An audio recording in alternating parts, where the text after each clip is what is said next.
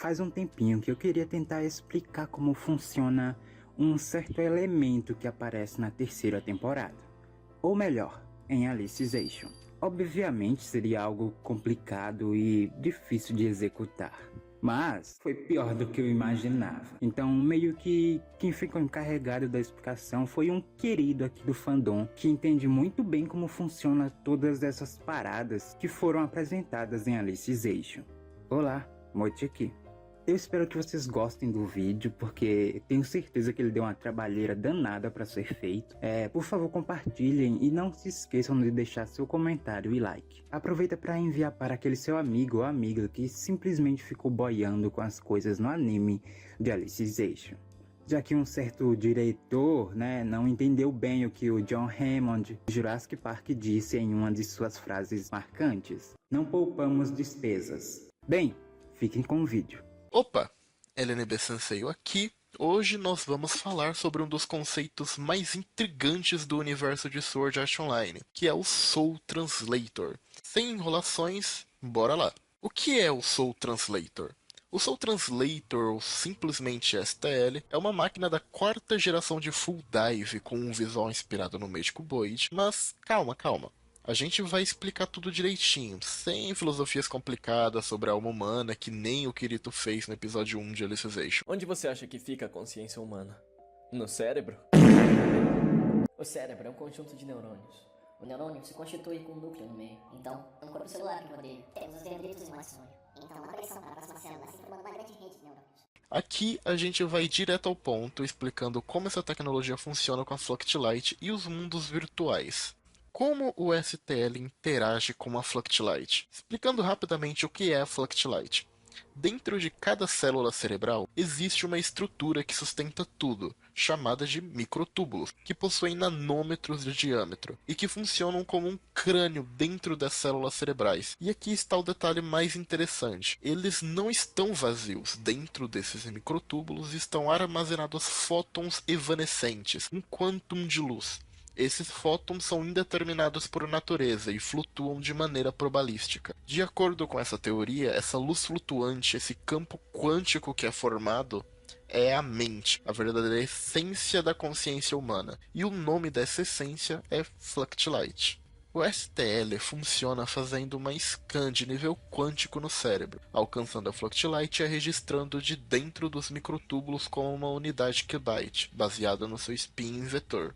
Complicado, sim. Mas no resumo, o STL ele traduz os bilhões de qubits da Fluctilight que existem numa linguagem singular em algo que a mente humana possa entender, adicionando novas informações no processo para então retraduzir as informações totalizadas de volta para a linguagem original e as registrar no Fluctilight do indivíduo que estiver usando o STL. Isso permite uma imersão total no mundo virtual e, claro, também a capacidade de replicar completamente uma Fluctilight, já que toda a sua estrutura é escaneada e analisada.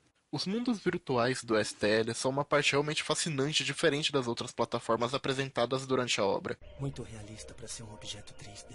Em vez de usar polígonos tridimensionais tradicionais, ele utiliza o que chamamos de Mnemonic Visual Data, ou dados visuais mnemônicos. Isso são basicamente registros do processamento visual da Fluctilight, ou seja, quando olhamos para algo ou alguém, isso é refletido e captado pelas nossas retinas e convertido em sinais nervosos que são mandados para o cérebro, chegam aos neurônios e enfim ao Fluctilight, permitindo enxergar e compreender esse algo ou alguém como real. Esse processo também é chamado de memórias. O STL utiliza esses dados mnemônicos para criar um mundo virtual que é literalmente indistinguível da realidade.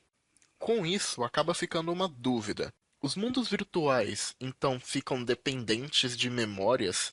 E a resposta acaba sendo um sim e não. Mesmo antes do início do Project Alicization, a estrutura do processamento de dados visuais já havia sido completamente analisada. Então a Hatia podia criar mundos sem depender das memórias dos usuários, enviando esses dados mnemônicos diretamente para o Fluctilight. Por conta disso, a experiência VR do STL acaba sendo muito parecida com um sonho imersivo e consistente. Mas aí vem um detalhe bem importante.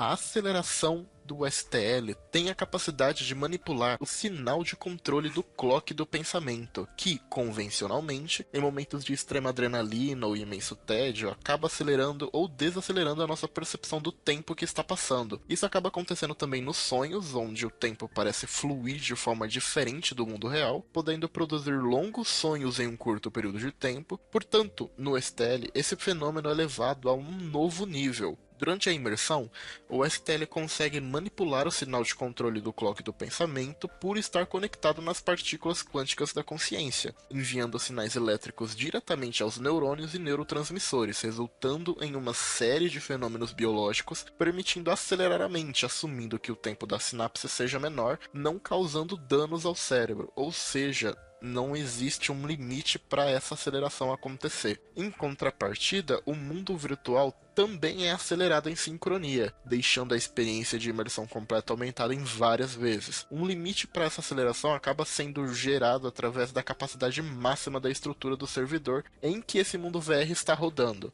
Por exemplo, a capacidade máxima da estrutura do servidor de Underworld é superior a 5 milhões de vezes a do mundo real. Ou seja, 1 minuto no mundo real são cerca de 10 anos dentro do Underworld nessa escala. Essa função foi chamada de Fluctilight Acceleration, ou, abreviando, FLA, ou FLA. É isso. Deu para entender como o Soul Translator funciona e como ele transforma a realidade virtual em algo ainda mais profundo? Se ficou com alguma dúvida, deixa nos comentários e não se esqueça de curtir e se inscrever no canal do Mote para mais vídeos e explicações como essa. Até a próxima!